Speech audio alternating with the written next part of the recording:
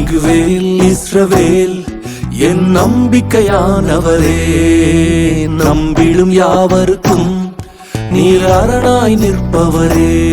கர்த்தருக்குள் மிகவும் பிரியமான தேவ ஜனங்களே, உங்கள் யாவருக்கும் எனது அன்பின் வாழ்த்துக்கள். ஆம், இது உங்கள் நம்பிக்கையின் நேரம். நான் பாஸ்டர் ஜாய்னா ஃபெய்த். இந்த நாளிலும் கூட உங்களுக்கு ஒரு நல்ல வசனத்தை காட்டி கொடுக்கிறேன்.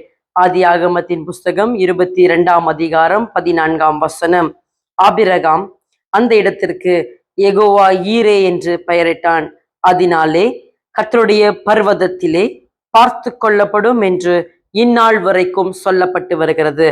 பிரியமானவர்களே, ஆபிரகாம் ஈசாக்கை பலி செலுத்தும்படிக்கு மலையின் மேலே கொண்டு போகும் பொழுது கடைசி நேரத்திலே கர்த்தர் ஈசாக்குக்கு பதிலாய் ஒரு ஆட்டுக்கடாவை காட்டி கொடுத்தார். ஆட்டுக்கடாவை பலி செலுத்தின பிறகு ஆபிரகாம் அந்த இடத்திற்கு யெகோவா ஈரே என்று பெயரிட்டார். பிரியமானவர்களே, யெகோவா ஈரே என்ற நாமம் கொண்டவர் நம்முடைய தேவன். கர்த்தருடைய பர்வதத்திலே பார்த்து கொள்ளப்படும் என்று அர்த்தமாம். உங்களுடைய வாழ்க்கையின் தேவைகள், உங்களுடைய அநேக பிரச்சனைகளுக்கான முடிவுகள், கடன் பிரச்சனையிலிருந்து விடுபட முடியவில்லை என்று யோசிக்கிறீர்களா? அநேக பிள்ளைகளின் எதிர்காலங்களை குறித்து உங்களுக்கு பாரமா? உங்கள் கவலைகள், அநேக கஷ்டங்கள், எவ்வளவு சம்பாதித்தாலும் உங்கள் குடும்பத்தை நடத்துவதற்கு போதாததா இருக்கிறதா? கடன் வாங்கி கொண்டிருக்கிறீர்களா? உங்களை பார்த்து பேசிக் கொண்டிருக்கிறேன். எல்லாவற்றையும் கர்த்தருடைய பாதத்திலே வைத்து விடுங்கள். அவர்தான் யெகோவா ஈரா இருந்து எல்லாவற்றிற்கும் பதில் கொடுக்கிற தெய்வம். அவருடைய பர்வதத்திலே உங்களுடைய தேவைகள் எல்லாம் பார்த்து கொள்ளப்படும். உங்களுடைய எதிர்காலங்கள், உங்க பிள்ளைகளின் எதிர்காலங்கள் எல்லாம் அந்த பர்வதத்திலே பார்த்து கொள்ளப்படும். பிரியமானவர்களே, என்னோடு கூட இந்த வேளையிலே நீங்கள் ஜெபம் செய்யும் பொழுது நிச்சயமாய் உங்கள் தேவைகள் பர்வதத்திலே பார்த்து கொள்ளப்படும். யெகோவா ஈரே என்ற நாமம் கொண்ட தெய்வம் உங்களுக்கு பதில்களையும் தர வல்லவராயிருக்கிறார். என்னோடு கூட ஜெபம் செய்யலாம். அன்பின் பரலோக பிதாவே, என்னோடு கூட இந்த வீடியோ கிளிப்பை பார்த்து கொண்டிருக்கிற இத்தனை பிள்ளைகளுக்காகவும் ஜெபிக்கிறேன்.